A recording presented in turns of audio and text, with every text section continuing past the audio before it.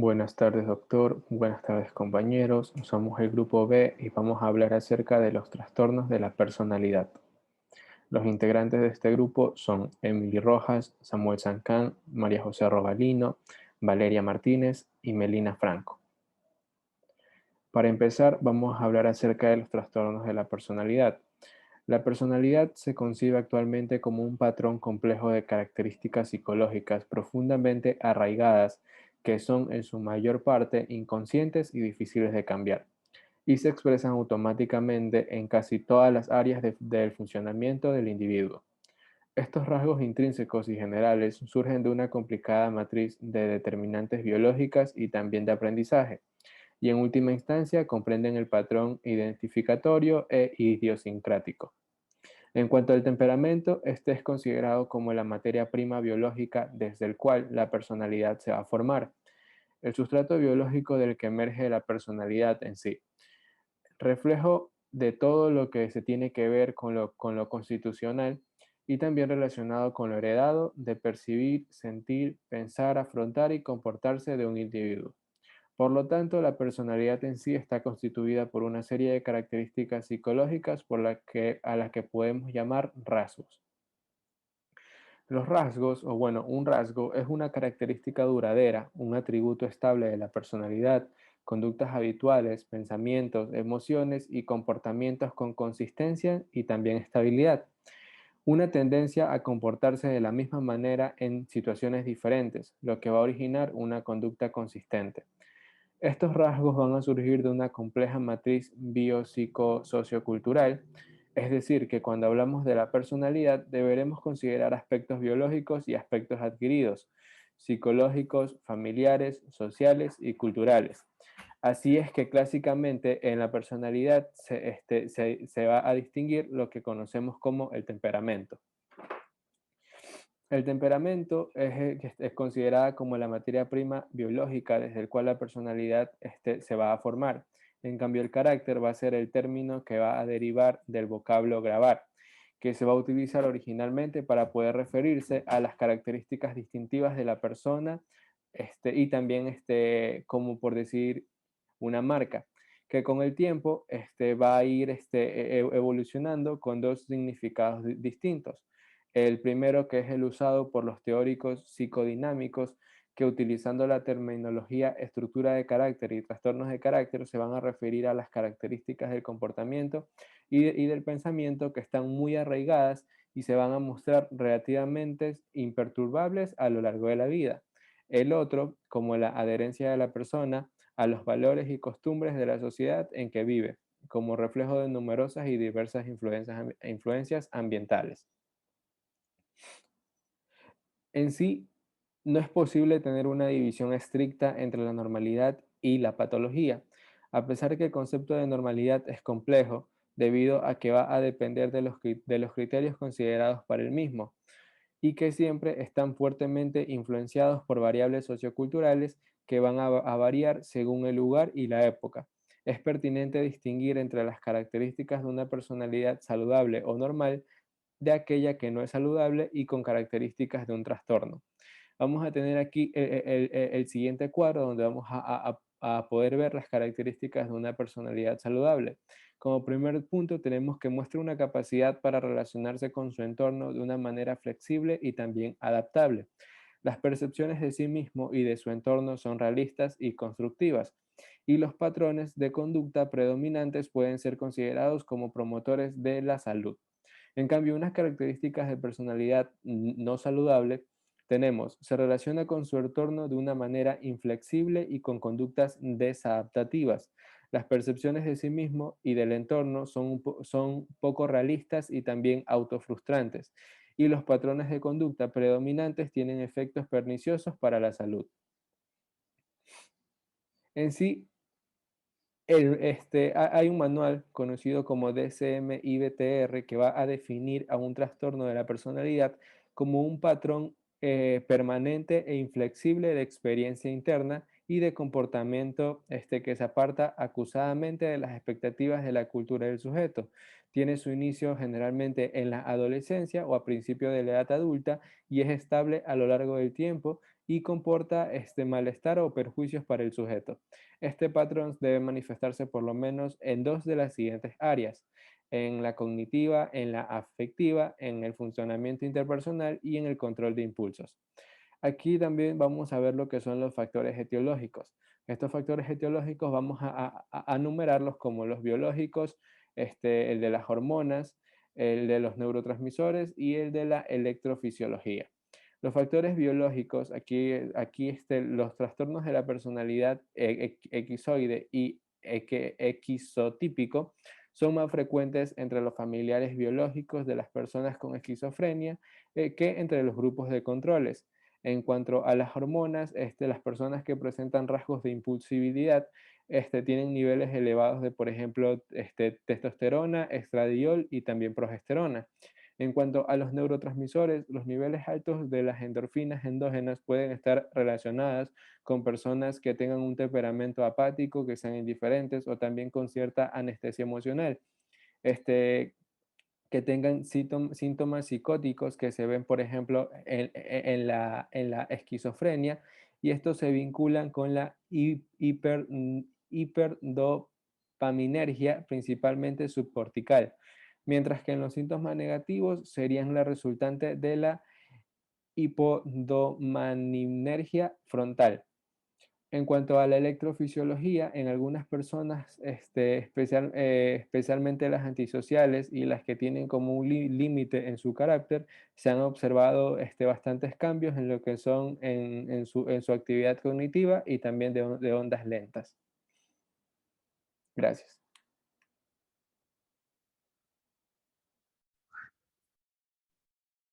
Entre otros factores etiológicos tenemos factores psicológicos y socioculturales. Los factores psicológicos, las experiencias tempranas en la infancia, predisponen al individuo a patrones adaptativos patológicos que se mantendrán a lo largo de toda su vida. Los acontecimientos tempranos establecen sistemas defensivos profundamente arraigados que pueden conducir al individuo a reaccionar frente a nuevas situaciones como si fueran duplicados de lo acontecido durante la infancia. Estos estilos defensivos persisten durante la vida, produciendo progresivamente adaptaciones inadecuadas o trastornos de la personalidad. Dentro de los factores socioculturales, si bien las condiciones sociales y culturales no son un origen como tal de trastornos de la personalidad, van a servir como un contexto dentro del cual tienen lugar las experiencias de la vida de un sujeto y además de sus relaciones interpersonales, por lo que son influencias que no deben desestimarse, ya que pueden establecer modelos desadaptativos y patógenos. Condiciones familiares, ambientales, roles, creencias, estereotipos, normas sociales y económicas son influencias a las que se ve expuesta un sujeto en desarrollo. Dentro de la clasificación, el DSM-5 distingue 10 trastornos específicos de la personalidad, clasificados en 3 grandes grupos: el grupo A, grupo B y grupo C. Dentro del grupo A están los denominados raros y excéntricos, donde encontramos el trastorno paranoide, trastorno esquizoide, trastorno esquizotípico.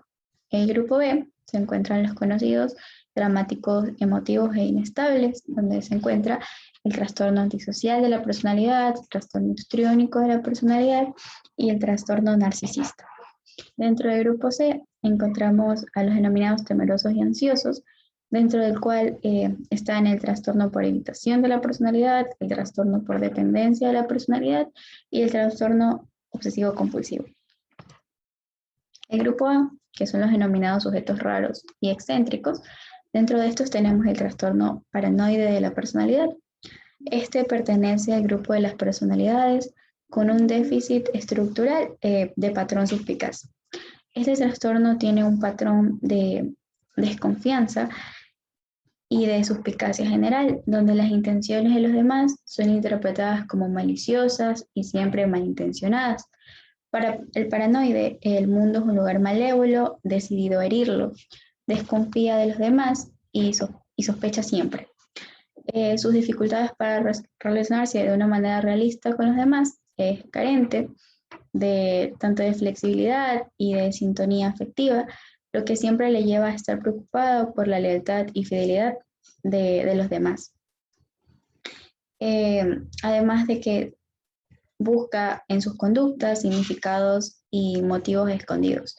No tiene conciencia de sus propios impulsos agresivos, que los proyecta en los demás, pero teme en cambio de ser atacado y tratado de una manera injusta por los demás, a los que considera como como irresponsables e indignos de su confianza. De esta manera va a justificar sus propias conductas. También encontramos el trastorno esquizoide de la personalidad. Este presenta un patrón general de distanciamiento de las relaciones sociales y de restricción emocional en el plano interpersonal. Existe un déficit significativo de la capacidad intrínseca para experimentar los matices más sutiles de la vida emocional. Se trata de personas reservadas, introvertidas y que tienden a aislarse. Desde el punto de vista interpersonal es desvinculado, tiene dificultad para hacer amistades, prefiere mantener relaciones distantes y limitadas con los demás y parece no tener ninguna actividad, ningún interés por las actividades sociales, además que su restricción emocional le impide el desarrollo de relaciones íntimas y afectuosas que no desea ni disfruta. El trastorno esquizotípico de la personalidad. Este patrón se caracteriza por un notable déficit social e interpersonal asociado a excentricidades del comportamiento y distorsiones cognitivas y perceptivas. Se comporta de una manera rara, reservada, curiosa o extraña. Prefiere la privacidad y el aislamiento con pocos contactos y obligaciones personales. Experimentan una excesiva ansiedad social que no disminuye con la familiaridad. Con el tiempo pueden ir adaptando papeles laborales o actividades sociales más marginales. Su área cognitiva desorganizada hace que presente ideas de referencia, creencias raras o un pensamiento mágico. Presenta un pensamiento raro, vago, metafórico y en el lenguaje suele incluir frases o construcciones raras. Son excesivamente perspicaces y desconfían de los demás, pudiendo incluso desarrollar también el trastorno paranoico.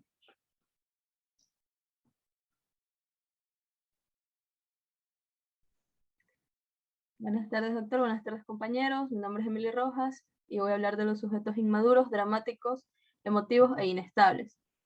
Vamos a empezar por el trastorno antisocial de la personalidad. Este se va a caracterizar por un patrón de desprecio y violación de los derechos de los demás. Son características centrales del trastorno del engaño y la manipulación. Fracasan en la adaptación a las normas sociales con respecto al comportamiento legal, llevando a cabo repetidamente actos que ocasionan la detención. Incurren en conductas deshonestas, mentiras, estafas para obtener beneficios personales o por placer. Aquí el individuo busca la gratificación inmediata prestando escasa atención a otros aspectos del funcionamiento psíquico, a los deseos o sentimientos de los demás, a los códigos o limitaciones morales o a las demandas de la realidad externa. Este patrón, también denominado como psicopatía, sociopatía o trastorno disocial de la personalidad, en lo referente a la sexualidad, pueden involucrarse en comportamientos sexuales que tengan un alto riesgo de producir consecuencias perjudiciales. Se podrá encontrar en estos individuos conductas parafílicas, especialmente las que implican agresión a los otros. Este trastorno de la personalidad es el que presenta la mayoría de los delincuentes sexuales seriales. Trastorno límite de la personalidad. Este se caracteriza esencialmente por un patrón de inestabilidad en las relaciones interpersonales, la autoimagen y la afectividad y una notable impulsividad. Sus relaciones interpersonales son inestables, caracterizadas por un vínculo que alterna desde la idealización del otro a la desvalorización o devaluación. Presenta intensos temores al abandono, real o imaginario, al rechazo, la separación, como así también a cambios del ambiente.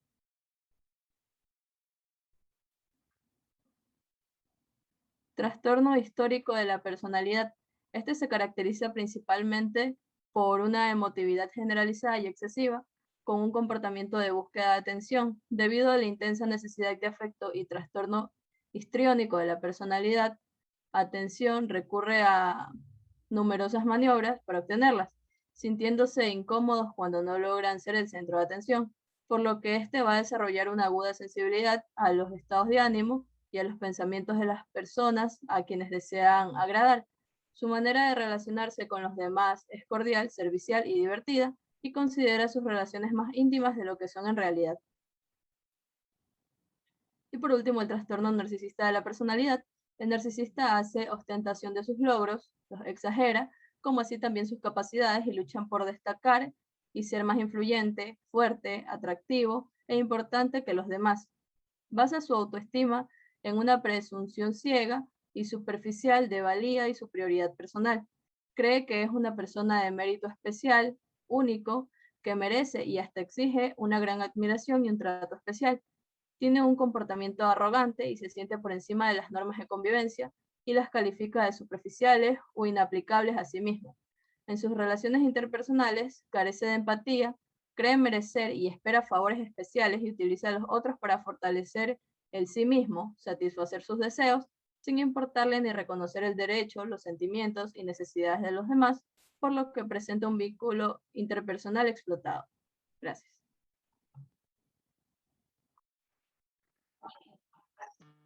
Vamos a continuar con el grupo C de la división de los trastornos de la personalidad. El grupo C está compuesto por los sujetos ansiosos y temerosos. Dentro de esta división tenemos 3 tipos de trastornos.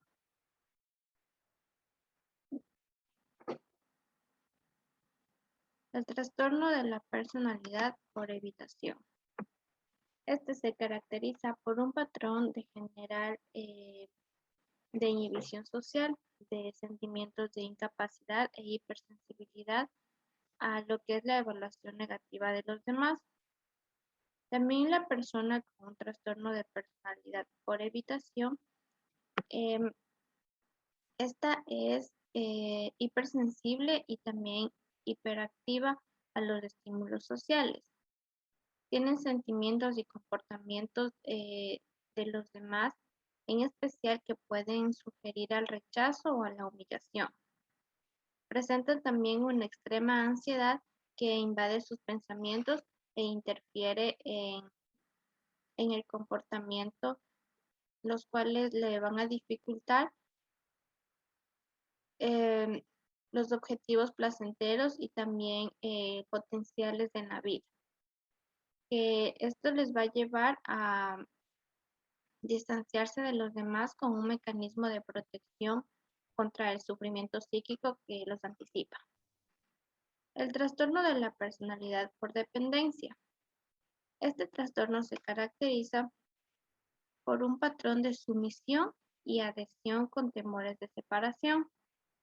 Tiene una necesidad general y excesiva de que se ocupen de su vida.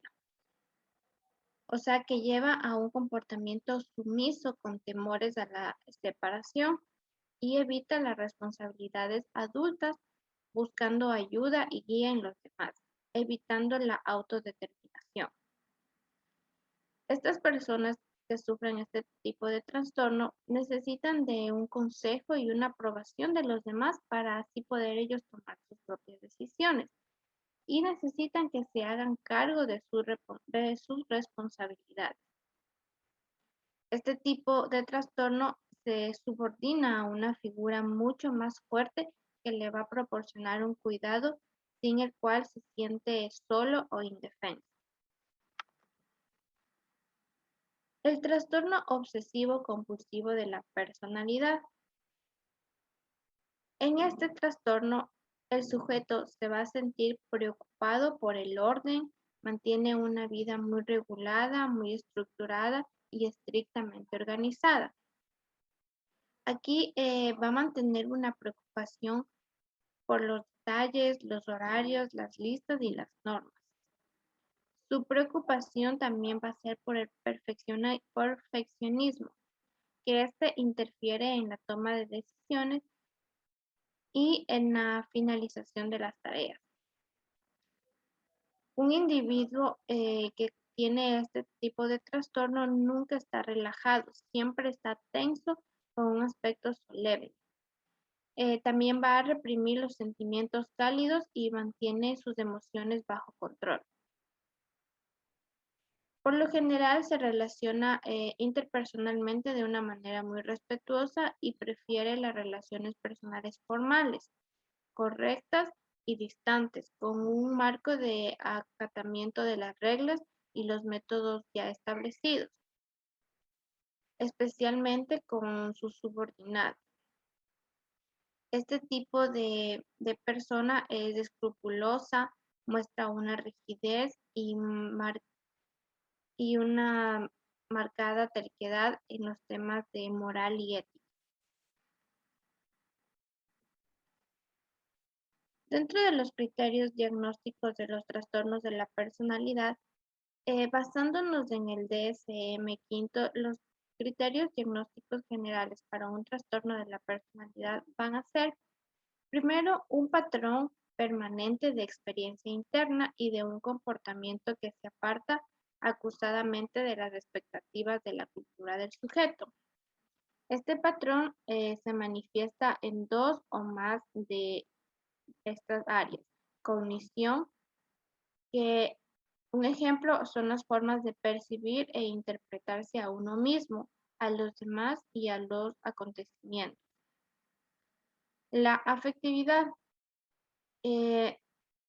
como ejemplo podemos poner la gama, la intensidad, la habilidad y la adecuación de la respuesta emocional.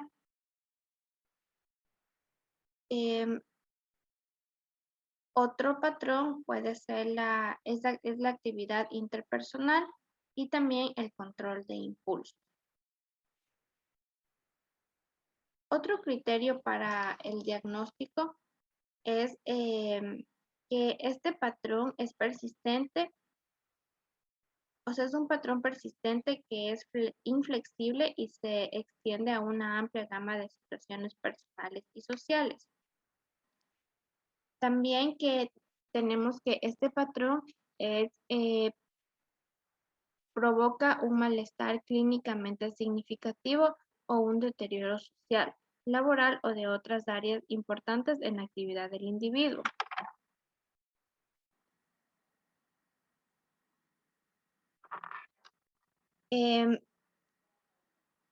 También que el patrón es estable y de larga duración y su inicio se remota al menos a la adolescencia o al principio de la vida adulta.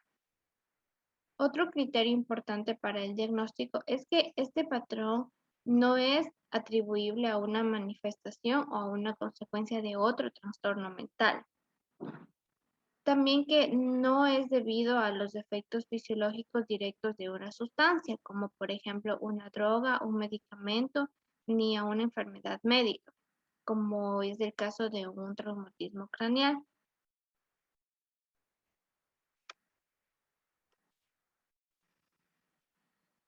Bien, ahora veremos sobre el trastorno de la conducta en los niños.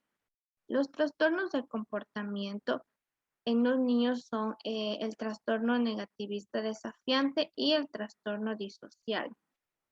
Estos constituyen una de las causas más frecuentes de consulta en pediatría y también en las unidades de salud mental de la infancia y la adolescencia.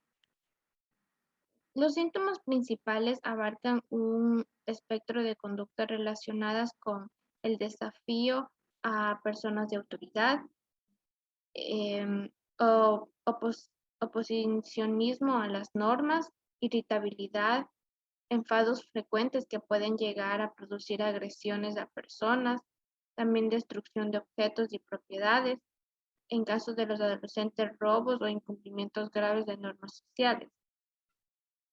Cuando encontramos estos síntomas en los niños o adolescentes, es necesario considerar la temporalidad y la estabilidad de los síntomas para así poder establecer un diagnóstico, ya que no son infrecuentes situaciones de expresión de estas conductas en los momentos puntuales.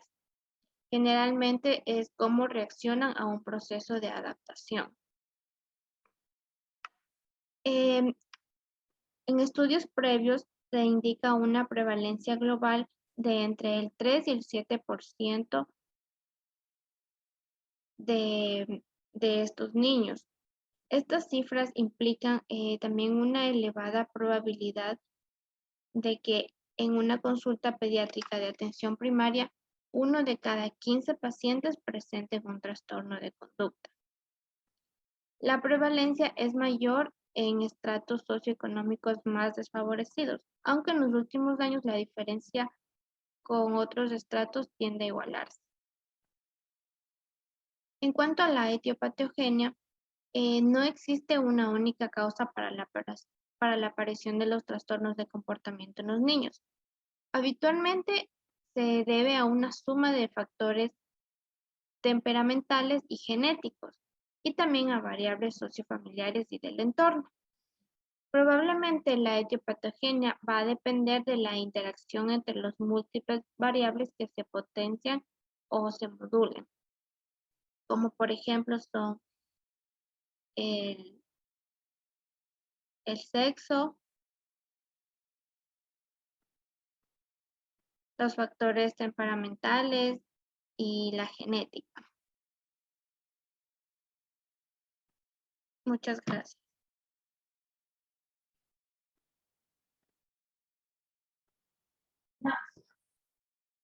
Buenas tardes, doctor y compañeros, y voy a continuar con la etiopatogenia.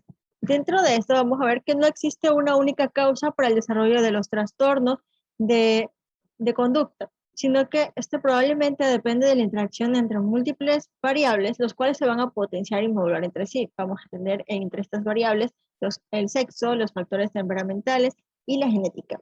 Dentro del sexo vamos a ver que se han hecho estudios y se ha comprobado que hay un mayor riesgo de presentar estos trastornos en el sexo masculino y los síntomas van a ser más graves. También vamos a ver que esto se va a desarrollar en edades más tempranas. Dentro de los factores temperamentales vamos a ver la reactividad y también la reactividad y la falta de empatizar del niño. En la genética se han realizado estudios en gemelos monocigóticos y dicigóticos, pero todavía no se ha encontrado cuál es el gen concreto. Solo que se ha concluido que quizás se da ese trastorno debido a la interacción de los genes y el factor ambiental.